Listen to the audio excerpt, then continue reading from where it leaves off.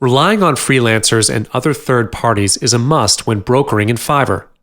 There are many issues which can arise from this. For instance, how can you determine that the person on the other end of the computer is honest in his or her dealings? There's no way to be 100% sure that everything will go smoothly because you will never know who the person is on the other end. Hence, the process of screening and filtering freelancers is unavoidable for a broker. It may be a time-consuming procedure, but once you get the connection with the freelancers, you can resume working with them if they have proven to provide quality service and work. Here are a few methods that will help keep you at ease. You're going to go through a series of filters before you decide to contact them. Without further ado, let's move on to the first level. First and foremost, you must pick the right place to post your offer. Use established marketplaces on the internet.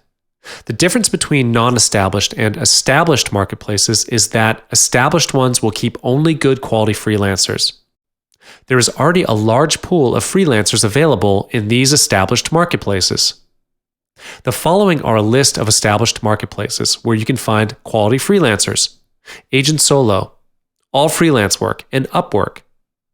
Many potential candidates will send you the link to their profile once you get your job posted.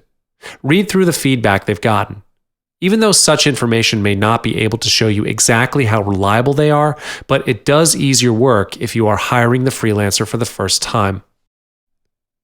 Filter the candidates by their ratings.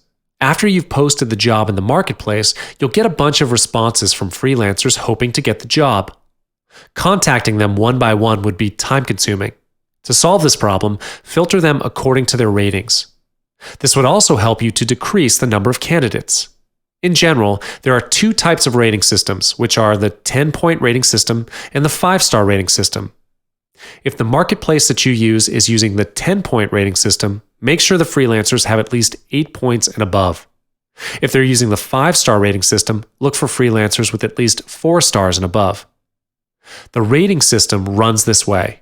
When their services are satisfying, their buyers will leave them positive ratings, which contributes to their overall rating.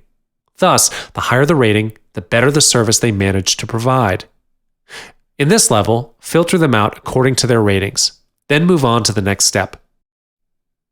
The next method would be reading through the feedback and reviews in the profile. If you can, try to look for their profile on other platforms like Facebook. From their profiles, you can evaluate them better. From these networks alone, you may not be able to get in-depth details of their work habits, but you will be able to know their general online behavior through the content they share online. It would be a good reference for you to understand the freelancers better.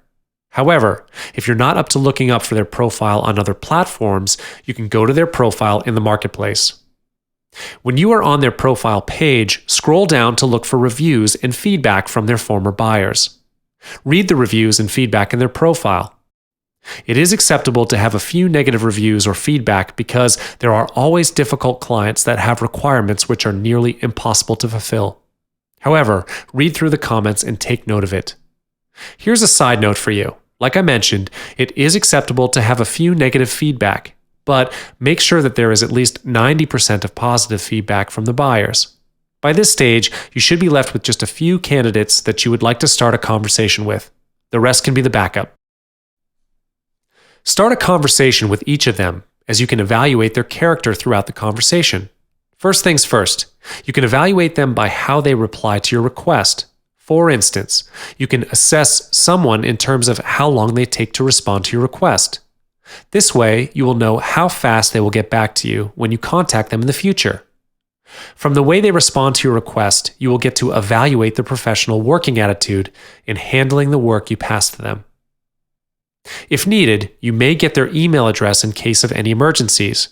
In some instances, the marketplace server may be down or hacked. If so, you will have a second method to communicate with them.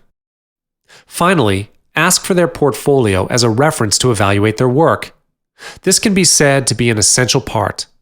Evaluating the portfolio would be the final factor that you will need to walk through before agreeing to use their work and offering them the job. You should not accept their service before getting to see their past work.